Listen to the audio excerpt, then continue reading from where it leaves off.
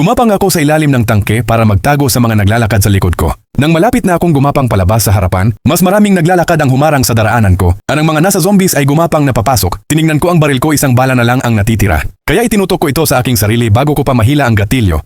Napansin ko ang isang escape hatch sa itaas ko. Mabilis akong umakyat sa tangke at isinara ng mahigpit ang hatch. Nakita ko ang bangkay ng isang patay na sundalo at kinuha ko ang pistol sa kanya. Ngunit ang pagkakuha ko biglang nagising ito. Nagpanik ako at nagpaputok. Umalingaw-ngaw ang putok ng baril sa loob ng masikip na espasyo. Umikot ang ulo ko at tumunog ang tenga ko at nahimatay ako bago dumilim ang lahat. Nakabukas ang hatch sa itaas ko. Ako nga pala si StreamyXPH. Mahilig ako manood ng movies at series. Kung gusto mong mapanood ang pelikulang ito, maaring pumunta lang sa comment section para makita ang download link ng StreamyXPH Pinoy application. Yun lang, let's go.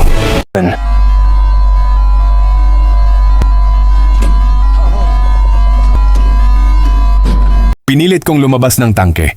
Nakita agad ako ng walker. Sa loob ng ilang segundo ay isang kuyog ang gumagapang sa aking daraanan. Isinara ko ang hatch at bumalik sa loob. Muling pinulot ang baril ngunit nakitang ilang bala na lang ang natitira. Walang paraan para barilin ang daan palabas. Nang makaramdam ako ng kawalan ng pag-asa, isang boses ang lumabas sa radyo ng tangke. Hey, buhay ka pa ba diyan? Hello? Hello?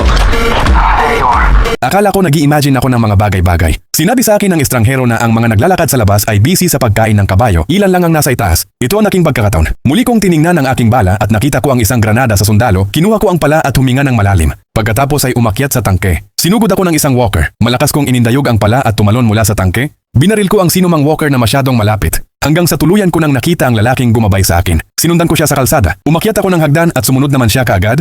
Maya-maya ay nakarating na kami sa isang rooftop. Binuksan niya ang hatch at pumasok. Hindi ako nagdalawang isip at sumunod sa kanya.